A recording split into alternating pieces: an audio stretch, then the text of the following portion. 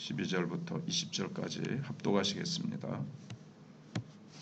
피로 물이 바다를 잠깐만요. 죄송합니다.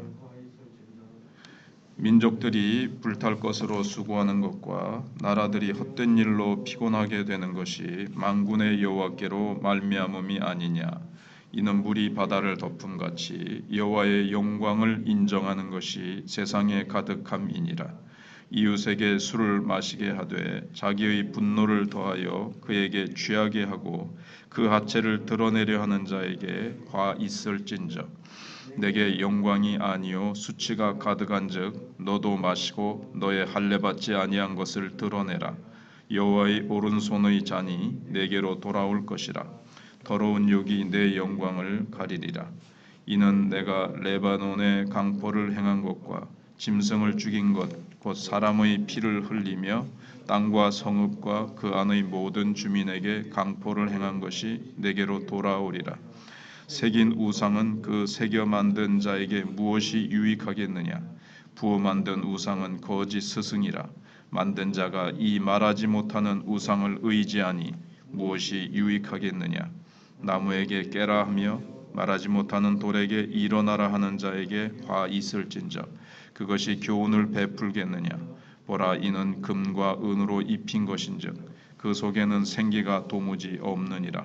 오직 여호와는 그 성전에 계시니 온 땅은 그 앞에서 잠잠할지니라 하시니라. 아멘. 화 있을진저가 2장에 5번 나타나는데 세 번째 화 있을진저는 12절로 14절에서 피와 불의로 나라의 기초를 다지는 것에 대한 저주입니다. 자기의 성실과 열심히 노력해서 나라의 기초를 세우는 것이 아니라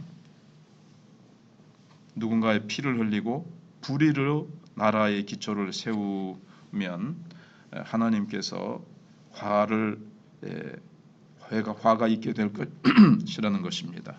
그리고 바벨론의 궁정과 사원들은 지금도 그 유적이 남아 있는데 지금도 이목을 끌 만큼 그 당시에는 얼마나 찬란했겠습니까? 그러나 하나님은 그와 같은 헛된 영광이 아니라 그것을 이루는데 희생된 수많은 사람들의 피를 더 주목하십니다.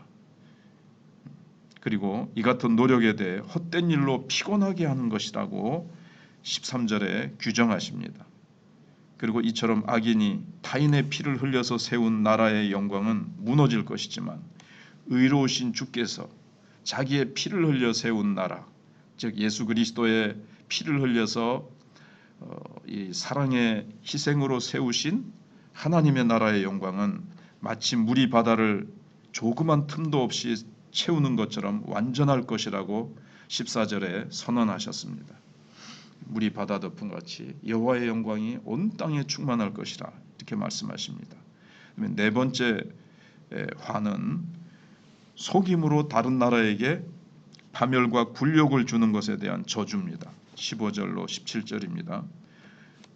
그들은 마치 이웃을 불러다가 취하게 한 후에 그들이 수치를 드러내도록 성추행범처럼 이웃 나라에게 먼저 화친의 약조를 딱 맺어놓고는 그들이 취한 것처럼 방심할 때에 갑자기 쳐들어가서 멸망시키고 비참한 노예 신분으로 전락시키는 이런 속임을 계속했습니다.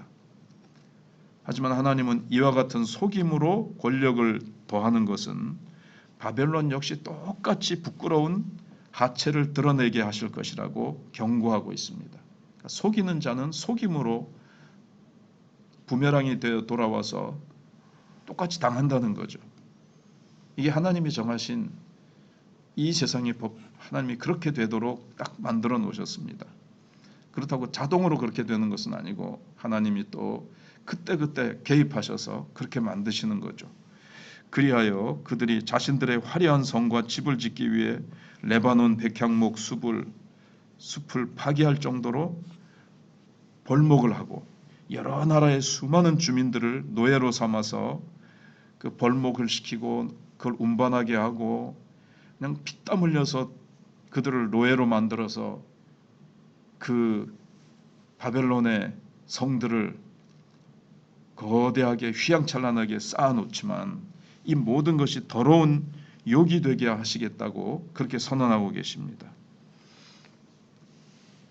두 번째로 온 천하는 그 앞에서 잠잠하라 이렇게 말씀하고 있습니다. 다섯 번째 화는 우상 숭배에 대한 저주입니다.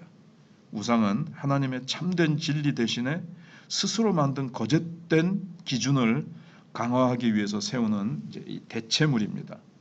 그러나 사실 자기들이 부어 만든 말 못하는 나무와 돌을 신뢰하고 거기에 기도하고 맹세하는 것은 어리석음 그 자체입니다. 돌과 나무를 깎아 만들어서 거기다가 은과 금을 칠해가지고 만든 그 안에 무슨 생명이 있겠느냐? 생명이 없는 것이 어떻게 그것을 거기에 비는 자에게 뭘 줄 수 있겠느냐? 이렇게 본문이 말씀하고 있죠. 하나님은 거룩한 성전에서 선포되는 진리 앞에서 온 땅은 잠잠하라고 선언하십니다. 이것은 하나님의 말씀의 영광 앞에서 우상을 숭배하는 어리석은 바벨론의 허세는 아무것도 아님을 분명히 선언하는 것입니다. 우상을 숭배하면서 그 우상이 자기들에게 영광을 가져다 준 것처럼 착각하고 있는 그들. 근데 그들은 그 돌덩어리, 나무덩어리만큼이나 어리석은 자들이기 때문에 그들은 다 멸망하고 말 것이라는 겁니다. 하나님은 하나님의 영광과 진리를 성전에서 드러내십니다. 지금으로 하면은 그리스도의 몸인 교회를 통해서 하나님의 영광과 진리를 드러내십니다. 지금도 무엇보다도 우리를 성전 삼으시고 겸손하고 정직하게 주님의 이름을 고백하고 찬양하는 두세 사람을 통해서 하나님의 위대하심을 나타내셔서 온 세상으로 잠잠케 하시는 분이십니다.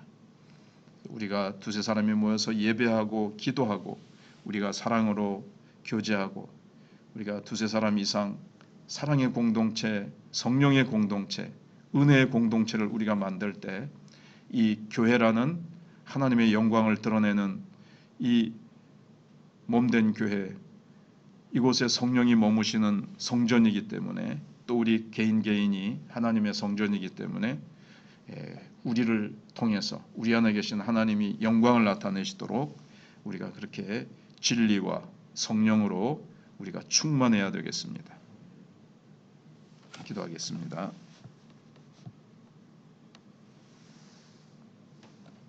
그 잠잠하라는 것은 논쟁을 하지 뭐 하나님이 계시니 안 계시니 하나님은 이러니 저러니 논쟁하지 말라는 뜻입니다. 하나님 앞에 우리는 잠잠히 그 영광 앞에서 잠잠하라.